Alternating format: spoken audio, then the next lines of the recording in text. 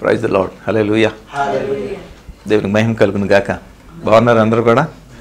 ప్రభు యేసుక్రీస్తు నామములో మీ అందరికీ ప్రత్యేకమైనటువంటి శుభాభివందనాలు తెలియజేస్తున్నాను.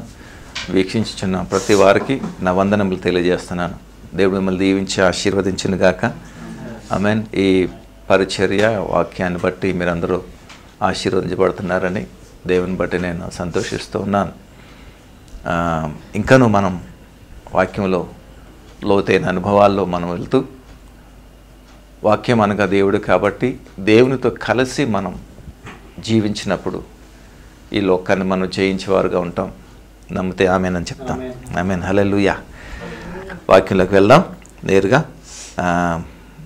చిన్న ప్రార్థన చేసుకుందాం. దయచేసి కళ్ళు మూసుకుందాం. దయగల మా ప్రభువా, మరొకసారి మమ్మల్ని ఈ విధంగా జ్ఞాపకం చేసుకున్నందుకు మీకు వందనాలు, స్తోత్రాలు. ఆయన ఈ సమయంలో మీరు మాతో మాట్లాడి మమ్మల్ని బలపరచండి నీ వాక్యంతో. ప్రభా, మీరు మాట్లాడితే మేము బ్రతుకుతాం నాయన. నీ వాక్యము మమ్మల్ని బ్రతికిస్తుంది. మాతో మాట్లాడండి, మమ్మల్ని బలపరచండి. ఈ వాక్యానుసారమైనటువంటి జీవితాన్ని మేము కొనసాగించి భూమి మీద మీకు మహిమకరంగా, ఆశీర్వాదకరంగా మాకు నిత్య రాజ్యంకి వారసులాగినట్లు నీ కృప సన్నిధి, నీ ఆత్మ నడిపింపు ఒక దయచేసి నడిపించి మహిమ పొందుకోమని మమ్మల్ని సమయాన్ని ఆ ప్రియులు మీ చేతికి అప్పగించుకుంటూ యేసయ్య నామములో ప్రార్థన స్తుతించి అడిగిపెడుతున్నాం తండ్రి. ఆమేన్. హల్లెలూయా. దేవుని ఉన్నతమైన నామానికి కృతజ్ఞతలు చెల్లిస్తున్నాను. ఆమేన్. హల్లెలూయా. మనం ఎంతో వందనస్తులమై ఉన్నాం. మరొకసారి దేవుని యొక్క సన్నిధిలో ఈ విధంగా మనం నిలబడడానికి. ఆమేన్. ఈ దేవుని యొక్క ఉగ్రత అనేది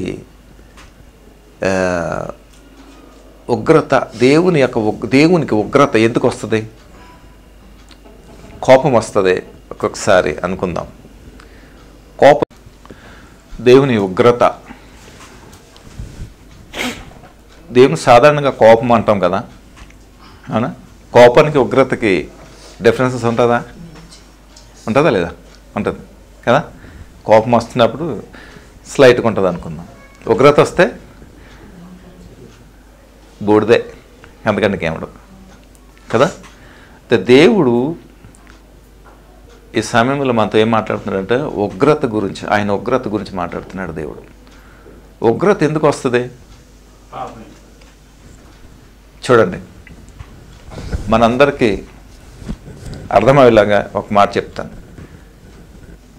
కుటుంబంలో తండ్రి ఉంటాడు, కోపం వస్తుంది సాధారణంగా కదా. అప్పుడు విపరీతమైనటువంటి కోపం, ఉగ్రత వస్తుంది. ఎందుకు వస్తుంది ఉగ్రత? పిల్లలు కానీ, లేకపోతే భార్య కానీ, లేకపోతే ఇంకొక కండ ఏదైనా విషయం వచ్చినప్పుడు బియాండ్ ఎప్పుడైతే ఓవర్ రూల్ ఎప్పుడైతే చేస్తామో అప్పుడు ఖచ్చితంగా వస్తుంది. ఆ ఉగ్రత వచ్చినప్పుడు ఏం చేస్తాం? ఖచ్చితంగా ఒక డెసిషన్ తీసుకుంటారు. సాధారణంగా మన ఇంట్లో జరుగుతుంటాయి కదా. ఇంకెప్పుడు నీ జీవితంలో ఇది ఇవ్వనం కాదు, ఇంకెప్పుడు ఇక్కడ రావద్దు, లేకపోతే ఇక్కడ చేయొద్దు, ఇలాంటివన్నీ కూడా కొంచెం మనం తీసుకుంటుంటాం. ఇది బియాండ్, కోపానికి బియాండ్. కోపం ఏంటంటే వస్తుంది, కాసేపు తర్వాత మళ్ళీ ఉంటుంది అన్నమాట. ఉగ్రత వచ్చిందంటే క్షమించడు దేవుడు. అక్కడ ఎందుకు అంతవరకు వెళ్ళాల్సి వచ్చింది? దేవుడు ఉగ్రత వరకు ఎందుకు వెళ్ళాల్సి వస్తుంది? ఎందుకు వెళ్ళాలి? కారణం ఏంటి?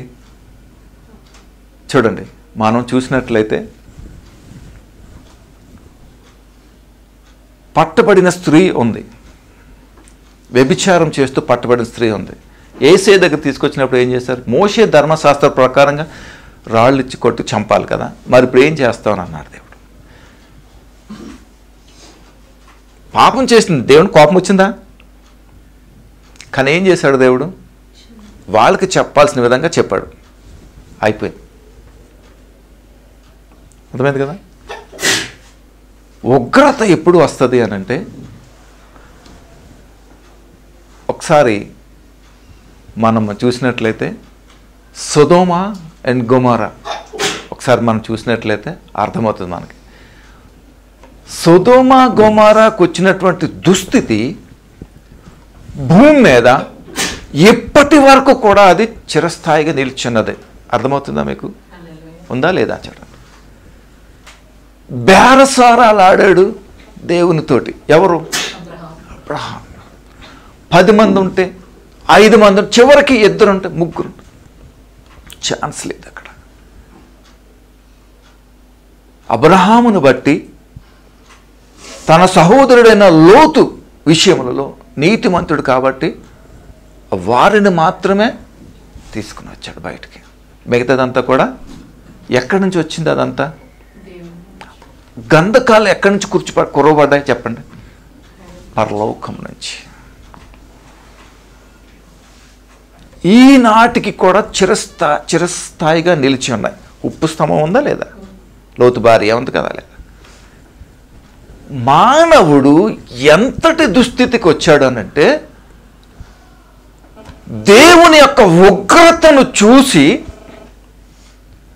అయ్యో నా జీవితం, అయ్యో నా బ్రతుకు,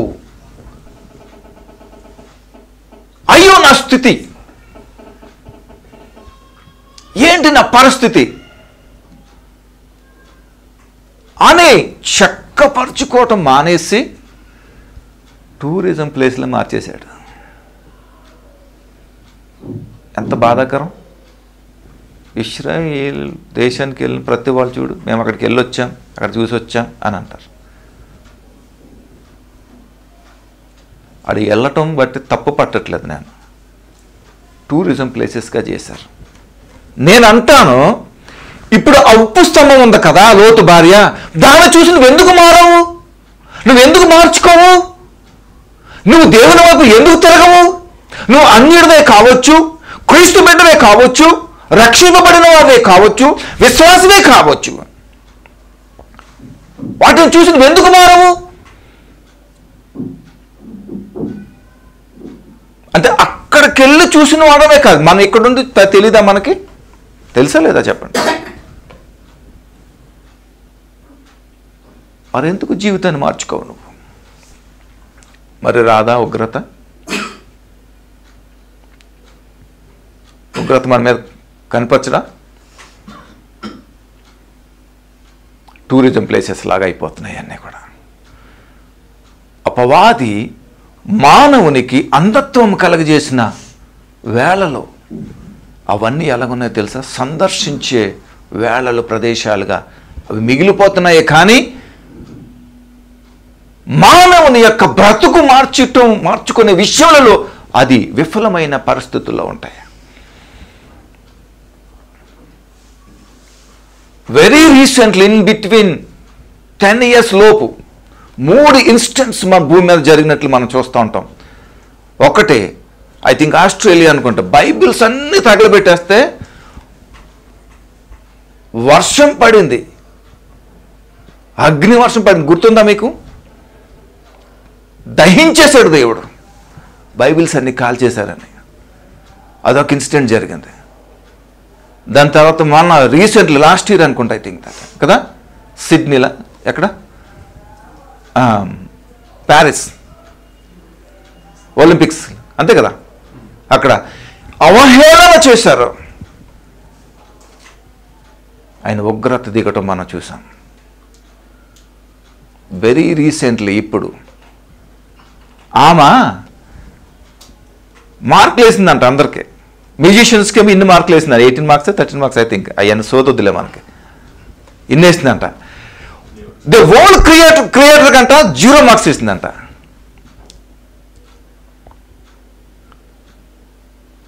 అందుకనే వస్తుంది ఉగ్రత. వచ్చిందా లేదా ఉగ్రత? బిఫోర్ లాస్ట్ ఇయర్ మనం మెసేజ్లో చెప్పుకున్నాం, ఈ ఇన్సిడెంట్ జరగకముందు దేవుడు ఉన్నాడు జాగ్రత్త, దేవునితో జాగ్రత్త అని మా మాట్లాడుకుని, గుర్తుందా లేదా మీకు? దేవుడికంట ఎన్ని మార్క్స్ వేసిందంట? ఆ మంట కాలిపోతుంటే కట్టు బట్టలతో పరిగెడుతుందంట, అరుచుకుంటూ పరిగెడుతుందంట. దేవుడు చూస్తున్నాడు జాగ్రత్త, దేవుడు వింటున్నాడు జాగ్రత్త, దేవుడు ఉన్నాడు జాగ్రత్త. నువ్వేం మాట్లాడుతున్నావో, ఏమి ఉచ్చరిస్తున్నావో జాగ్రత్త. నామరూపంలాగా చేసేసాడు. చివరి వరకు మొన్నటి వరకు 16 lakh క్రోర్స్ తగలబడ్డాయని తెలిసింది. మరి అది ఎంతవరకు ఫెయిర్ అనేది మనకు తెలియదు. సరే, దాన్ని పక్కన పెడదాం. వినాశనము చూసావా? దేవుడికి ఎందుకు అంత ఉగ్రత వస్తుందో తెలుసా? ఒకసారి రోమీలకు రాసిన పత్రిక 1వ అధ్యాయంలో మనం ఒకసారి చూద్దాం. 18వ వచనం ఒకసారి చూద్దాం. రోమీలకు రాసిన పత్రిక, కొరింథీయులకు రాసిన పత్రిక, రోమీలకు రాసిన పత్రిక, క్షమించండి, 1వ అధ్యాయము 18వ వచనం ఒకసారి మనం చదువుకుందాం. రోమీలకు రాసిన పత్రిక 1వ అధ్యాయము 18వ వచనం ఒకసారి చదువుదాం. ఏమంటున్నాడు అక్కడ? దుర్నీతి చేత సత్యమును అడ్డగించు మనుష్యుల యొక్క సమస్త భక్తిహీనత మీదను దుర్నీతి మీదను దేవుని కోపము ఎక్కడి నుంచండి? పరలోకము నుండి బయలు పరచబడుచున్నది. దేవుని స్తోత్రం కలుగును గాక. అపోస్తుడైన పౌలు కొరింథీ పట్టణం నుంచి ఉత్తరం రాస్తున్నాడు. ఆయన కొరింథీలో ఉన్నటువంటి పరిస్థితిని బట్టి ఆయన ఉత్తరం రాస్తున్నాడు. ఆయన ఏమంటున్నాడంటే అక్కడ దుర్నీతి చేత, దుర్నీతి అంటే ఏంటి? చెడుతనము. అందుకని మీ చెడుతనమును విడిచిపెట్టండి, విడిచిపెట్టిన దగ్గరికి రండి అని అంటున్నాడు దేవుడు. దేవుని ఉగ్రత మనం చూడాలి అనంటే పాత నిబంధనలో చారిత్రక ఆధారాలతో కూడినటువంటి అన్నీ కూడా మనకున్నాయి. నిర్గమకాండం దగ్గర నుంచి మనం అన్నీ చూస్తూ ఉంటాం. అర్థమవుతుందా లేదా? ఆయన ఉగ్రత ఎందుకు, ఆయనకి అంత ఉగ్రత రావడానికి కారణం ఏంటో తెలుసా? అహిష్టమైనటువంటి చేయటం వల్ల, దేవునికి అపకీర్తి తీసుకొచ్చిన విధానాన్ని బట్టి ఆయనకు వచ్చిన ఉగ్రత అన్నమాట. చూడండి అక్కడ ఏమంటున్నాడు? దుర్నీతి చేత సత్యమును అడ్డగించు. సత్యం అంటే ఏంటి? దేవుడే సత్యం, ఆయన సత్యస్వరూపి. దుర్నీతి పాపము. ఎలాంటిది పాపము? చాప కింద నీరు లాంటిది. అది కనపడదు పైకి, కానీ దాని ప్రభావం ఎలా ఉంటుందో తెలుసా? ప్రస్తుత కాలంలో జరిగిన కళ్ళతో చూసారా మీరు కాలిఫోర్నియాని? చూసారా లేదా? దాదే నిదర్శనం దేవుని ఉగ్రతకి. దేవుని ఉగ్రతకి అదే నిదర్శనం.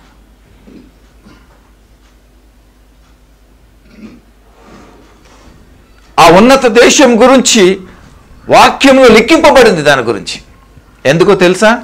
దేవుని వాళ్ళు విసర్జించారు. ఇప్పటికే విసర్జించి ఏమైనా తెలుసా? విగ్రహారాధనకు వారు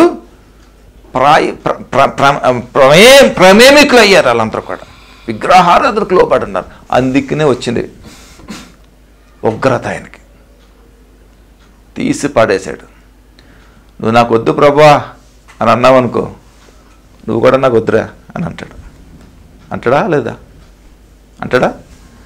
నువ్వు నాకు అవసరం లేదురా అని అన్నాడు అనుకోండి, ఉదాహరణకు చెప్తున్నాను, నువ్వు నాకు అవసరం లేదురా అని అన్నాడు అనుకోండి, ఎప్పుడు మన లోబడినప్పుడు, మన విధేయత చూపించినప్పుడు,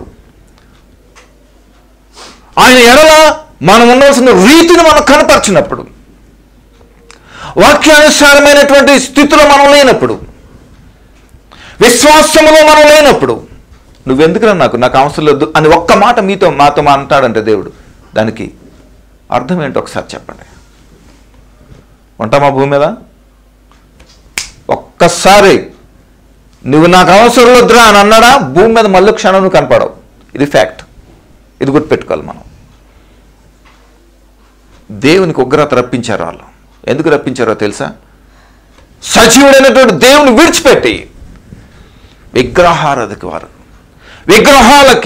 వారు అర్పితులయ్యారు. విగ్రహం వైపు వారు తిరిగారు. కోపం వచ్చింది దేవుడికి. అదే ఉత్తరం రాస్తున్నాడు పౌలు గారు. దుర్నీతి చేత, చెడుతనమును బట్టి సత్యమును అడ్డగించు, క్రైస్తును అడ్డగించు, దేవుని అడ్డగించు మనుష్యుల యొక్క సమస్త భక్తిహీనత మీద, నీ యొక్క పాపమును బట్టి, నీకు అవిధేయతను బట్టి, నీకున్న గర్వమును బట్టి సత్య స్వరూపి అయినటువంటి దేవుడిని విసర్జించి, దేవుడినే నువ్వు కాదని వేరే దిక్కుకు వెళ్ళినప్పుడు నీ భక్తిహీనతే కదా దానికి కారణం. ఏమైపోతున్నావు? ఏమనుకుంటున్నావు? నీ బలము చూసా, నీకున్న దాన్ని బట్టి చూసా, లేకపోతే నీ సంపాదనను చూసి నువ్వు విర్రవీగుతున్నావా? జాగ్రత్త. నువ్వు దేవునికి కోపం తెచ్చివాడు కొన్నావు, భరించాడు, సహించాడు, ఓర్చుకున్నాడు, క్షమించాడు నిన్ను. దాన్ని బియాండ్ కనుక వెళ్ళావంటే భూమి మీద లేకుండా చేస్తాడు నిన్ను, నన్ను. జాగ్రత్త. ఈ మాట చెప్తున్నాడు మనతోటి. నీవు నేను కాదని, నన్ను కాదని నువ్వు ఏమైనా చేసినట్లయితే నువ్వు ఇక కనపడవు, అవసరం లేదు భూమి మీద. ఆకలి వేళ చక్కగా ఉన్నటువంటి నిగనిగలాడిపోతుంది చెట్టు. వెళ్ళి చూసాడు ఆశతో, ఒక్క పండు కూడా దొరకలేదు. నువ్వెందుకు నాకు అనుకున్నాడు అంతే, అవసరం లేదు నువ్వు అనుకున్నాడు అంతే. శిష్యులు ఆశ్చర్యపడిపోయారు. ఎందుకు? చక్కగా హెల్దీగా ఉంది, చక్కగా ఉంది. వేళ్లతో సైతం, ఎక్కడైనా చెట్టు చచ్చిపోతే వేరు సావదు తొందరగా, కానీ ఏమైంది? వేళ్లతో శుద్ధ పెకిలించేస్తాడు దేవుడు. దేవునికి స్తోత్రం కలుగును గాక. అంత బేకరుడు దేవుడు. దేవుడు ఎంత ప్రేమ కలిగిన వాడు, దానికి అదే ఎఫెక్ట్ ఉంటుంది దేవునితో. దేవునితో ఏళ్ళకొలం ఆడుకో. నిన్ను ఎందుకు కలగజేశాడు దేవుడు, నిన్నెందుకు ఇక్కడ రూపించాడు దేవుడు, అది గమనించు. దానిని బట్టి దేవునికి నీ ప్రాధాన్యత ఇయ్యి. లేకపోతే అంజూరపు చెట్టు పట్టిన గతి మనకి పట్టదా? పట్టదంటారా? చూడండి, దుర్నీతి చేత, భక్తిహీనతలో ఉన్న మనము చెడు విధానాన్ని బట్టి ఏం చేస్తున్నాము తెలుసా? చెడు విధానాన్ని బట్టి సత్యాన్ని మనం ఏం చేస్తున్నాం? అడ్డగిస్తున్నామంట. సత్యాన్ని అడ్డగిస్తే అడ్డుకుని అంటే కీప్ చేసి ఇలా ఉంటుందా? సత్యం ఉండగలుగుతుందా? దేవుని నువ్వు అడ్డుపెట్టి ఉండగలుగుతావా? అర్థం అవ్వాలంటే ఉండగలుగుతావా? కానీ ఇక్కడ చేస్తుంది ఏంటో తెలుసా? భక్తిహీనత, దుర్నీతి చేత సత్యం ఏం చేస్తుంది? అడ్డుగిస్తుంది అనమాట, అడ్డు చెప్తుంది అనమాట. దేవుణ్ణే అడ్డు పెట్టేంతటి వాడువా?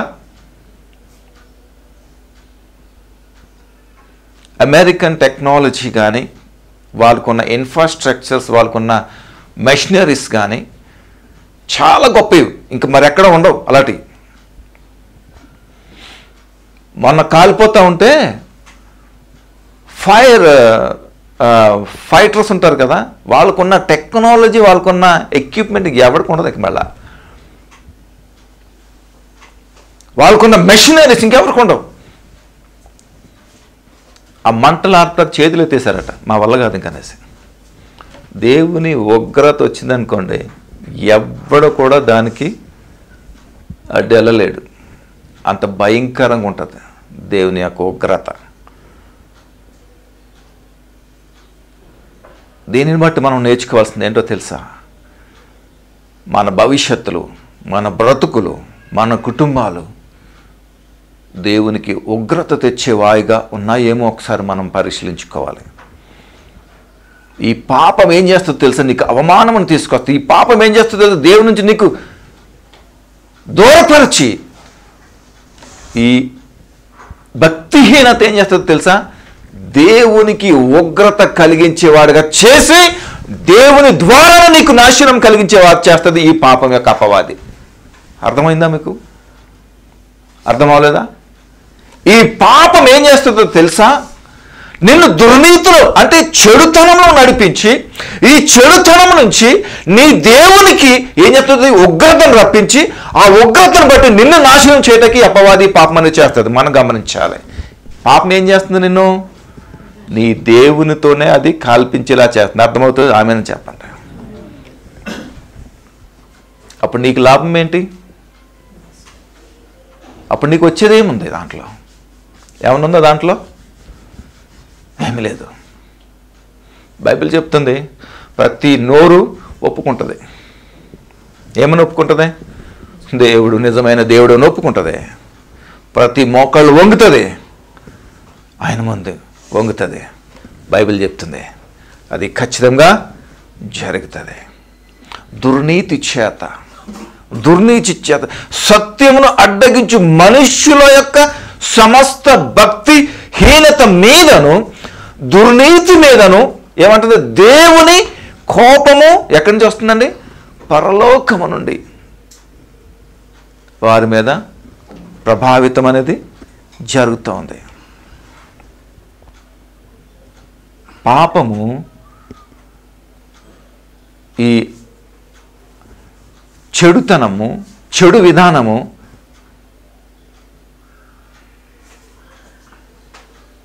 సత్యముని అది యాక్సెప్ట్ చేయదు, ఒప్పుకోదు.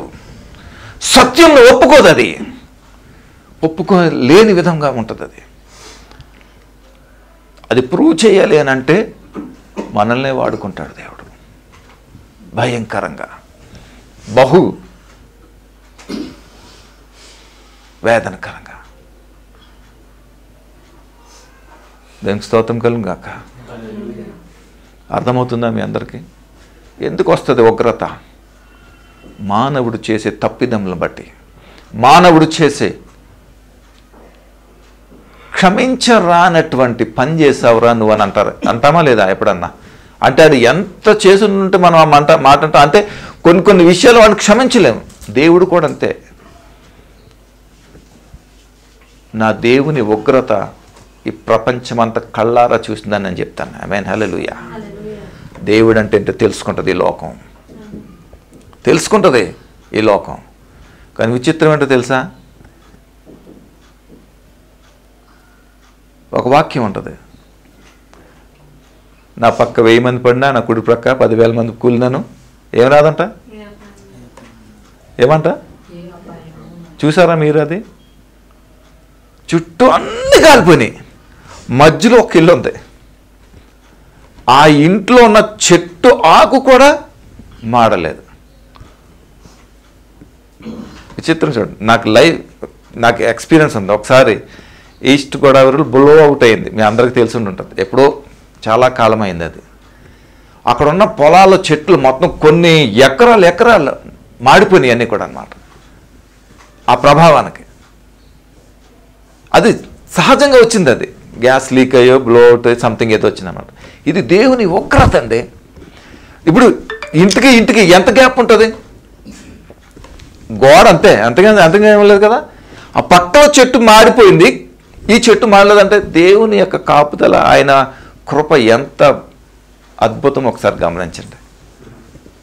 ప్రశాంతంగా ఉంది ఆ ఇల్లు మాత్రం. దేవునికి స్తోత్రం కలుగును గాక. అది నేను ఎందుకు చెప్తున్నానంటే అక్కడ జరిగిందని చెప్పట్లేదు. మన విశ్వాసము, మనము దేవుని పట్ల ఉన్నటువంటి విధేయత ఆ విధంగా కనుపరచాలని నేను చెప్తున్నాను. నేను దేవునికి స్తోత్రం కలుగును గాక. ఆయన ఎంత భక్తిపరుడు, మహానుభావుడు. ఆయన బట్టి నిజంగా దేవుని స్తుతిస్తున్నాను నేను. ఆయన ఒక సాక్షిగా మన జీవితాలకు, నా జీవితానికైతే ఒక సాక్షిగా నేను ఆయన తీసుకున్నాను. నేను దేవుడు ఎంత కనికరం, ఆయన కాపుదల ఎంత ఆయన గృహం మీద, ఆ కుటుంబం మీద ఉన్నదో నేను చూసాను. అది మీరు అనుభవించారో లేదో నాకు తెలియదు. దేవునికి స్తోత్రం కలుగును గాక. అలాంటి జీవితం మనం జీవించాలి. వెర్రవీగిపోతే ఏమవుతుందో తెలుసా? దేవుని కూడా వారు లెక్క చేయనప్పుడు ఏమవుతుందో తెలుసా? ఉగ్రత, దేవుని యొక్క ఉగ్రత మీదకు వస్తుంది. మన జీవితాల్లో దేవునికి ఉగ్రతకు మనం చోటు ఇవ్వకూడదు. పౌలు గారు అంటున్నారు ఇక్కడ, గ్రీకు పట్టణం నుంచి మన కొరింథీలో నుంచి రాసిన ఉత్తరంలో ఏమంటున్నాడంటే సువార్త అవసరం అంటున్నాడు. ఆయన సువార్త కావాలి. ఈ సువార్త ఏం చేస్తుందో తెలుసా? నిన్ను మారుస్తుంది. ఈ సువార్త ఏం చేస్తుందో తెలుసా? ఉగ్రత నుంచి నిన్ను తప్పిస్తుంది. ఈ సువార్త ఏం చేస్తుందో తెలుసా? వినాశనం నుంచి నిన్ను తప్పిస్తుంది. ఈ సువార్త ఏం చేస్తుందో తెలుసా? నిత్య రాజ్యాన్ని నీకు ఇస్తుంది. అందుకు నీ సువార్త కావాలి. నువ్వు వింటున్నావా వాక్యం? ఆదివారం ఒకసారి చర్చిలో వింటాం, మళ్ళీ వినరు. ఇది సత్యం, ఇది సత్యం. రాలేక వస్తావు ఒక్క సండే ఏదో భారం పడిపోతావు, ఏదో కష్టపడిపోతావు, ఏంటో బాధపడిపోతావు. నేను అంటాను, దేవుడు నీకు ఎందుకు ఇవ్వాలా? నేను ఎందుకు పోషించాలి? నేను ఎందుకు కాపాడాలి? న్యాయమే కదా, న్యాయం మాట్లాడుకుందాం. నువ్వు దేవునికి సమయం ఏమన్నప్పుడు, దేవునికి లోబడినప్పుడు, దేవునికి విధేయత కాలినప్పుడు, దేవుని నువ్వు సంతోషపడినప్పుడు నీకు ఎందుకు ఇవ్వాలి అని అంటున్నాను. అది నా ప్రశ్న. తప్పంటారా? నేనైతే అదే ప్రశ్న వేసుకుంటాను అంతే. అలా ఉండొద్దు, ఉగ్రతకు పాలవద్దు. తీసేస్తాడు దేవుడు, జాగ్రత్త.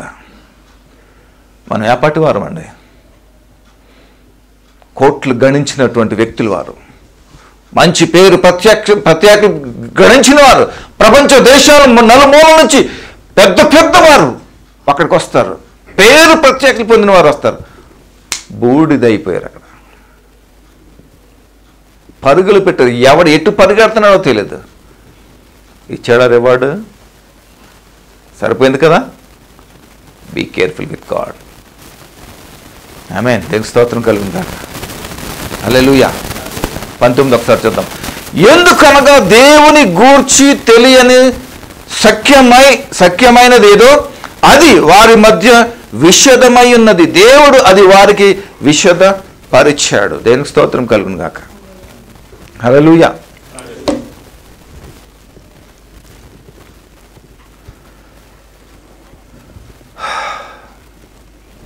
ఏమన్నా చూడండి. ఎందుకనగా దేవుని గూర్చి తెలియని సఖ్యమైనది ఏదైతే ఉందో వారి మధ్య విషదమై ఉన్నది. దేవుడు అది వారికి విషదపరిచాడు. ఏం కనపరిచాడు దేవుడు? దేవునికి ఏం కనపరిచారు వారు? అవిధేయత, నిర్లక్ష్యం, వెర్రవీగుతనం, గర్వం, అహంకారం. గర్వం ముందు ఏం నడుస్తుందంట? అయ్యా నడిచిందా లేదా? నడిచిందంటారా లేదంటారా?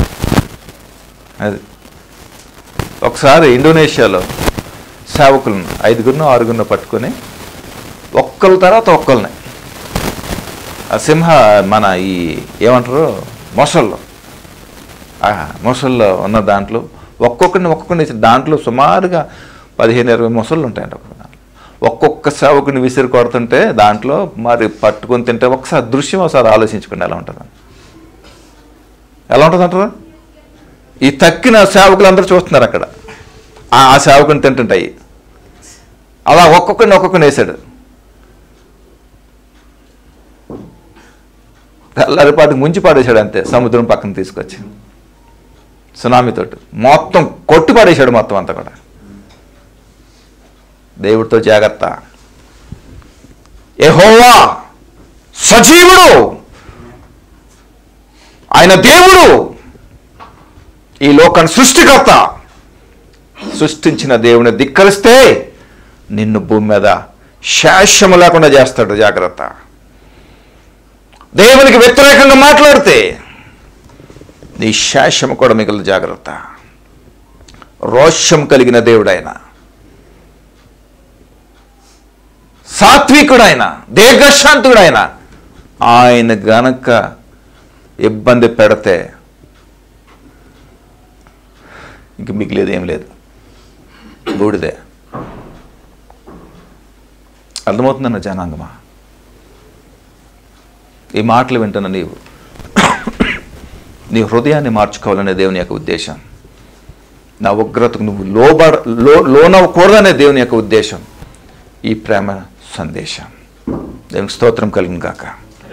ఒకసారి జఫన్య గంధంకి ఒకసారి వెళ్దాం.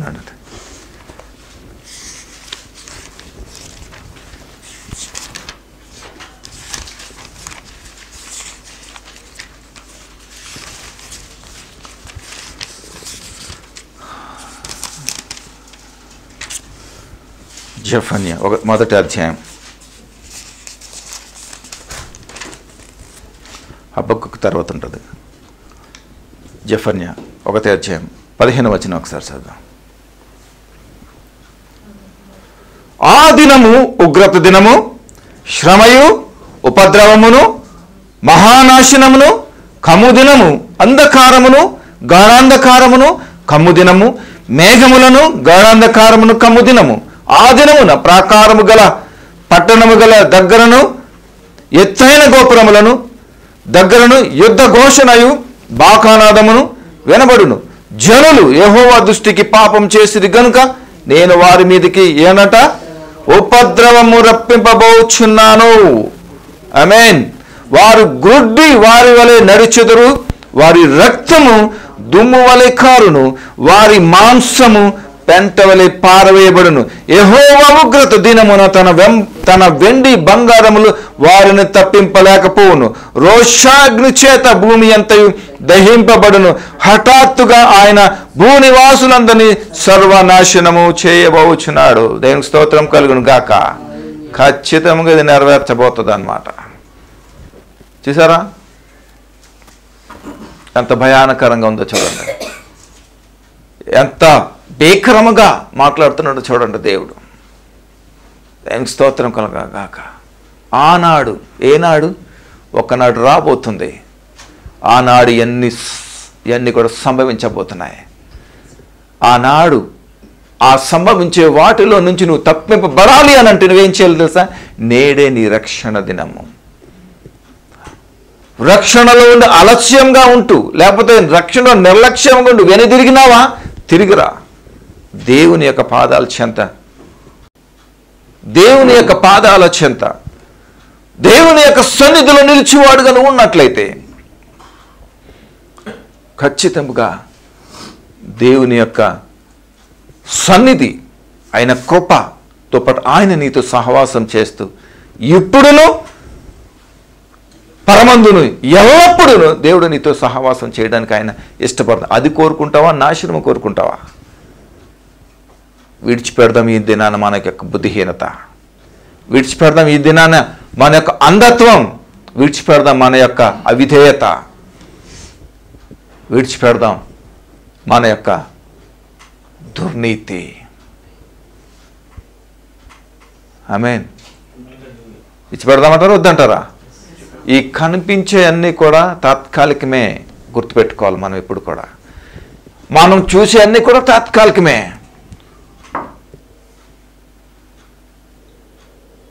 మనం విశ్వసించేది మాత్రమే శాశ్వతమైనటువంటిది. చివరికి ఈ దేహము కూడా అశాశ్వతమే. చూసారా? ఆత్మ ఒక్కసారి ప్రాణం ఈ దేహాన్ని విడిచిపెట్టింది అనుకోండి, ఎంతగా మనం ప్రేమించుకుంటాం కదా మన దేహాన్ని. ఒక్కసారి ఈ ఆత్మ, ఈ ప్రాణం, ఈ శరీరాన్ని విడిచిందంటే మనం దగ్గరెట్టుకోగలుగుతామా? భరించగలుగుతామా? మనల్ని మనమే భరించలేము. అవునా కదా? మరి ఇంకెందుకు అశాశ్వతమైన వాటిని పెట్టి శాశ్వతమైన వాటి మీద నిర్లక్ష్య స్వభావం ఎందుకు నీకు? అది భక్తిహీనులు చేసే విధానం. అది భక్తిహీనుల మీద ఏమొస్తుందో తెలుసా? ఆయన ఉగ్రత ఎక్కడి నుంచి వస్తుందో తెలుసా? పరలోకము నుంచి వస్తుంది. సొదొమ గొమొర్రా నాశనం అయిపోయింది, సముద్రంలో కలిసిపోయింది. అది కలిసిపోయింది. అది ఒక్కటి మాత్రం ఉంది. ఎందుకో తెలుసా? నా జనులు ఈ ఉగ్రతకు పాల్పడకూడదని ఉంది. మనం దాన్ని చూసి సంకలు కొట్టుకుంటాం. అప్పుడంట అలా జరిగిందంట, అప్పుడు అలా జరిగిందంట. ఒరే నువ్వు సరిగ్గా లేకపోతే ఇంకా ముందు జరుగుతుందిరా అనే సత్యాన్ని మనం తెలుసుకోవాలి. ఒకటే నా స్నేహితుడా, సత్యమును ఎప్పుడైతే నువ్వు తెలుసుకుంటావో ఆ సత్యము నిన్ను సర్వసత్యంలోకి నడిపించి నీకు ఏం చేస్తుంది? స్వాతంత్రాన్ని కలుగజేస్తుంది దేవునిలో. దేవునికి స్తోత్రం కలుగును గాక. ఆ సత్యమును మనం ఎరగాలి. ఆ సత్యం ఎవరో తెలుసా? గాడ్, మన దేవుడు. ఆమేన్. హల్లెలూయా. సత్యమును మనం వెంబడించాలి, సత్యములో మనం కొనసాగాలి. అది దేవుని యొక్క ఉద్దేశం. హల్లెలూయా. మరొకసారి చూద్దాం. ఆ దినమున ఉగ్రత దినము. ఉగ్రత దినము. ఉగ్రత ఎవడు తాడగలడు? దానికి ఎవరు నిలవగలడు? ఉగ్రతకి ఎవరు నిలవగలలా? శ్రమయు ఉపద్రవమును మహానాశనము కమ్ము దినము అంట. అది అయ్యో బాబోయ్, ఎంత భయంకరమో చూడండి. ఊహించుకోండి ఒకసారి ఆ పరిస్థితుల్లో కనుక మనం ఉంటే. ఒకసారి మనకు టేస్ట్ చూపించాడు దేవుడు. ఏంటది చెప్పలే. ఈ మాస్కులు ఎప్పుడు తీసి తిరుగుతామరా బాబా అనిపించేది నా దినాలు ఉన్నాయి మనం గడిపా. అవునా లేదా? ఈ మాస్కులు తీసేసి ఎప్పుడు ఫ్రీగా తిరుగుతామా నేనైతే అనుకున్నాను. మీరు అనుకున్నారో లేదో నాకు తెలియదు. అనుకున్నామా లేదా? చూపించాడా? రుచి చూపించాడా దేవుడు? దానికి తట్టుకోగలిగామా మనం? మరి ఇంకా దానికంటే భయంకరంగా వస్తున్నాయనంటే మన పరిస్థితి ఏంటి అసలు అర్థం చేసుకోండి.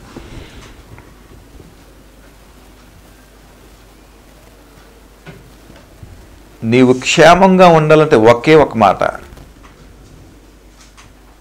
నా పక్కన 1000 మంది, కుడి పక్కన 10,000 మంది కూలినా అపాయం నా దగ్గరికి రాకూడదు అని అంటే ఏం చేయాలి? నువ్వు దేవునికి ఎప్పుడు కూడా ఇష్టడుగా ఉండాలి. ఆయనకు లోబడి ఆయన బిడ్డగా నువ్వు నడుస్తున్నావు అనుకో, అది కరోనాలు కాదు, అలాంటి ఎన్నొచ్చినా సరే అది నిన్ను ముట్టదు, చాలదు. ఆమేన్. హల్లెలూయా. మన చుట్టుపక్కల ఎంతమంది చనిపోలేదు? చనిపోలేదా? చూసామా లేదా? మనం భయంకరంగా అసలు మన జనరేషన్లో అలాంటి చావులు, అలాంటి మరణాలు ఎప్పుడు మనం చూసి ఉండలేదు కదా. పెద్ద గొయ్యి తీసి దాంట్లో ఎన్ని బాడీలు, ఎంత భయంకరంగా ఉంటుందో పరిస్థితి ఒకసారి అర్థం చేసుకోండి. అలాంటి దాని నుంచి నువ్వు తప్పించబడాలి అని అంటే, దేవుని ఉగ్రత నుంచి తప్పించబడాలి అని అంటే ఏం చేయాలో తెలుసా? దేవునికి విధేయత కలిగి ఉన్న దుర్నీతిని విడిచిపెట్టాలి. సత్యవంతుడిని నువ్వు ఎదగాలి, సత్యంలో నువ్వు జీవించాలనేదే దేవుని యొక్క ఉద్దేశం. ఆ దినమున జరగబోయే కార్యాలను చెప్తున్నాడు ఇక్కడ. ఆ రోజు దినాన్ని తప్పించుకోవాలి అని అంటే నీ దుర్నీతి నుంచి నువ్వు విడిచిపెట్టాలి, నీ అవిధేయతను బట్టి నుంచి బయటకు రావాలి. దేనికి స్తోత్రం కలుగును గాక. చివరికి ఇంకో మాట చెప్పి నేను మాట్లాడతాను. యోవేలుకు రాసిన పత్రిక ఒకసారి వెళ్దాం. యోవేలుకు రాసిన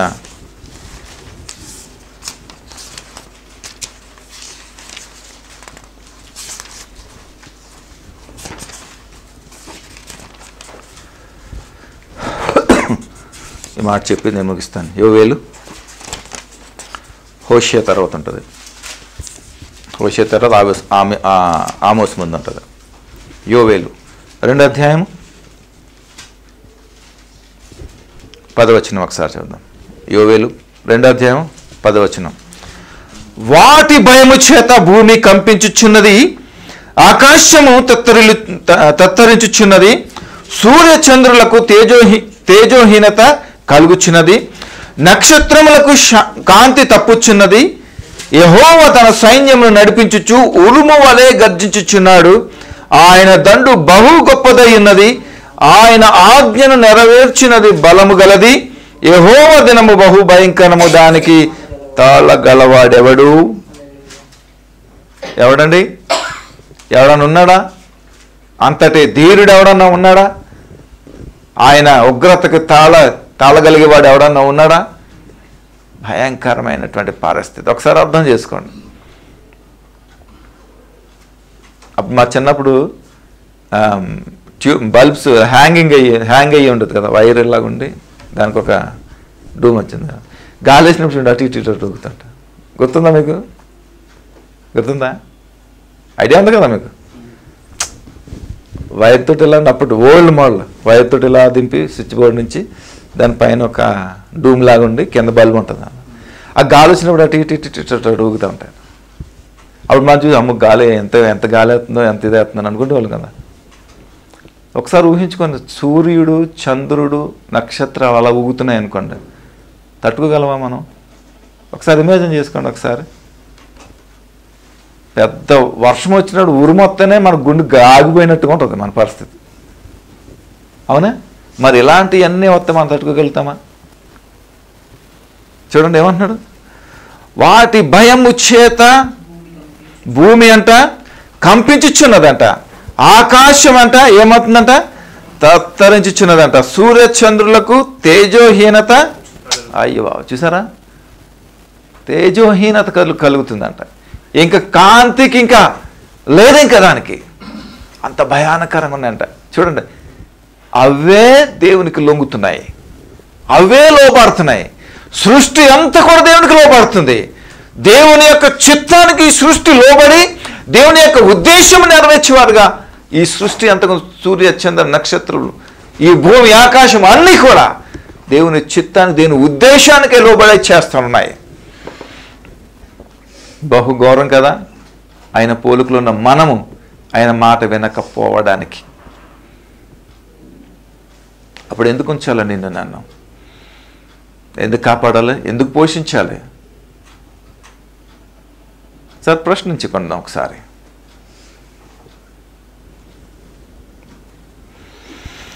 యెహోవా తన సైన్యమును నడిపించుచు ఉరుము వలె గర్జించుచున్నాడు. ఆయన దండు గొప్ప దయ్యున్నది, ఆయన ఆజ్ఞ నెరవేర్చినది బలము గలది.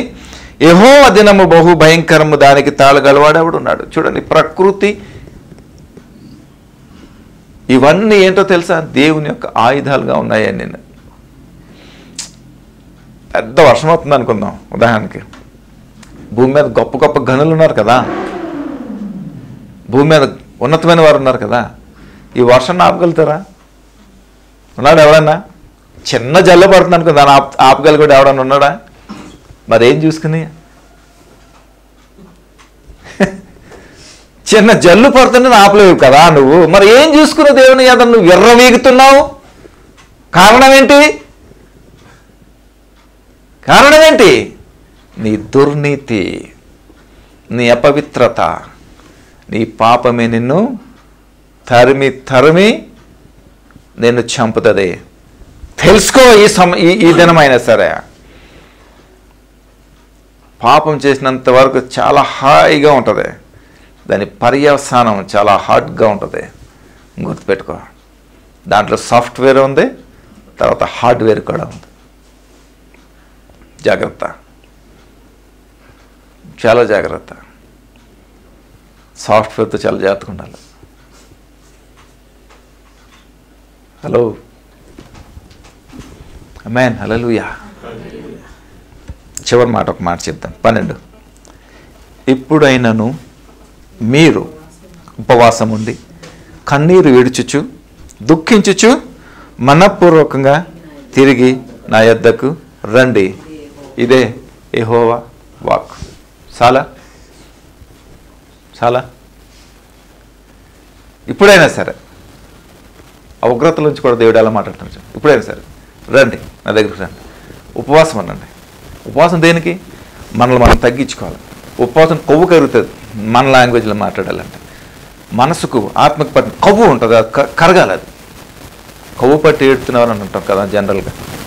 అది ఎక్కువైతేనే కదా మనం అలాంటి పనులు చేసేది, అలాంటి యాక్టివిటీస్ వచ్చేది.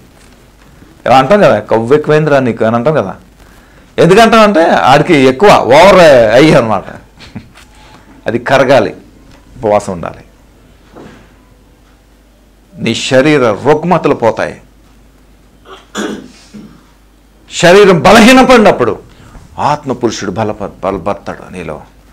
అప్పుడు నువ్వు ఏదైతే ఓవర్కమ్ చేయలేకపోతున్నావు, ఏదైతే నీకు దుర్నీతిగా అడ్డొచ్చిందో, ఏదైతే నీకు మరి గర్వం అడ్డొచ్చిందో, అటన్నిటిని ఆత్మపురుషుడు అటన్నిటిని తొలగిస్తాడు, నీకు క్షేమం ఇస్తాడు.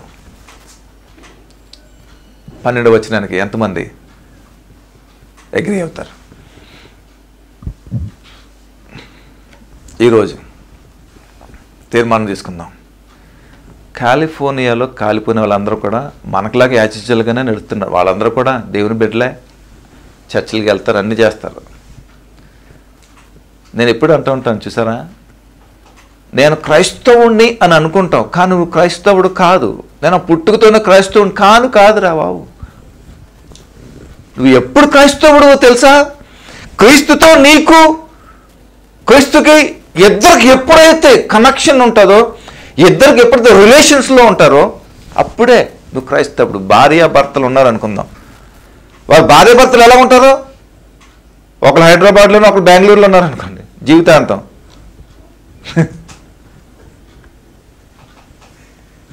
అవుతుందా అది? ఆ భార్య భర్తలు అండి వాళ్ళిద్దరు, భార్య భర్తలు కానీ ఆయనేమో హైదరాబాద్లో ఉంటాడు, ఆయనేమో ఆడ బెంగళూరులో ఉంటాడు. ఆన్ సెట్ లైఫ్స్ అన్నమాట. అలా ఎలా అనుకుంటారు? అలా అనుకున్నప్పుడు నువ్వు క్రీస్తుతో సంబంధం లేనప్పుడు, క్రీస్తుతో నిబంధన లేనప్పుడు, క్రీస్తు నీ యొక్క ఆజ్ఞలను నువ్వు పాటించినప్పుడు, క్రీస్తుకు సంతోషంగా, క్రీస్తుకు ఇష్టంగా లేనప్పుడు నువ్వు క్రైస్తవుడు ఎలాగవుతావు అనేది ప్రశ్న. అవ్వవు. వాళ్ళందరూ దేవుని బిడ్డలు కాదు, కానీ అనుకుంటారు దేవుని బిడ్డలు, అందుకని తీసి పడేశాడు దేవుడు.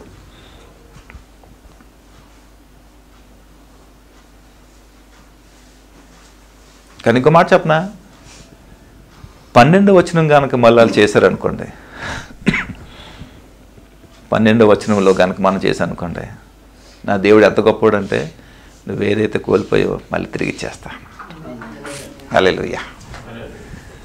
డబుల్ పోర్షన్ ఆఫ్ రెస్టరేషన్ ఇస్తానంటాడు దేవుడు. 2 ఆశీర్వాదం. యేసుక్రీస్తు నామములో 7 ఆశీర్వాదం తిరిగి నీకు ఇస్తాను. మళ్ళీ సంపూర్తి. నువ్వు నా దగ్గరికి రా, ఉపవాసం ఉండి నా దగ్గరికి రా. I'll give you more and more 7 times of restoration I'll give you అని అంటాడు. దేవునికి స్తోత్రం కలుగు. అది ప్రేమ కలిగిన దేవుడు. స్వల్పంగానే చచ్చిపోయారు అక్కడ, అరౌండ్ 10-15 మెంబర్స్ ఎంతవరకు చచ్చిపోయారు అనుకుంటా. దేవుడు కనికరం చూసారా, ఆయన బిడ్డలను వదులుకోలేకపోయాడు. బుద్ధి చెప్పడానికి మొత్తం చేశాడు. అవన్నీ తిరిగి ఇవ్వడానికి పెద్ద టైం పట్టదు దేవునికి. కోవిడ్లో చూడండి, రోడ్ల మీదకి వచ్చి మోక నుంచి ప్రార్థన చేశారు అందరూ. చేశారు లేదా? అందరూ చేశారు లేదా? ప్రభా ఈ తెగులు మన నుంచి తప్పించు అని చేశారు లేదా? ఆమేన్. దేవుడు తీసేశాడు తెగులు. వారు కూడా వస్తే నా తండ్రి తిరిగి మనకిస్తాడు దేవుడు. జాలగిలిన దేవుడు మన దేవుడు. మనల్ని నాశనం అయిపోవాలని కోరుకోడు, కానీ దేవునికి వ్యతిరేకంగా ఉండొద్దనే దేవుని యొక్క ఉద్దేశం. ఆమేన్. ఆశించబడ్డారా? దీర్చబడ్డారా? మనలో ఉన్న దుర్నీతిని తీసేద్దాం, అపవిత్రతను తీసేద్దాం, పాప జోలికి వెళ్లకుండా దానికి దూరంగా ఉందాం, దేవునికి సమీపస్తుడిగా ఉంటూ దేవునితో కలిసి జీవించేవారు ఉందాం. నిత్యరాజ్యంలో మనం పాలివారిగా ఉందాం. అటు కృప సహాయం సన్నిధి పరిశుద్ధాత్మ నడిపిపో మనందరికీ తోడే నడిపించిన గాక. ప్రార్థన చేసుకుందాం. దయగల మా ప్రభా, మీకు స్తోత్రాలు. ఇంతవరకు మాతో మాట్లాడినందుకు మీకు వందనాలు ప్రభా. మమ్మల్ని క్షమించండి. మీకు ఉగ్రత తెచ్చేంత వారుగా మేము ఉండకుండా నా తండ్రి నాయన, మా బలహీనతలు బట్టి ఏమన్నా ఉంటే వాటిని క్షమిస్తూ మేము ఇంకెన్నటికీ వాటి వైపు చూడకుండా ఉండినట్లుగా నీ కృప ద్వారా, నీ ఆత్మ నడిపింపు ద్వారా మేము క్షేమంకరంగా నీతో నడిచే కృపను మాకు దయచేయండి ప్రభా.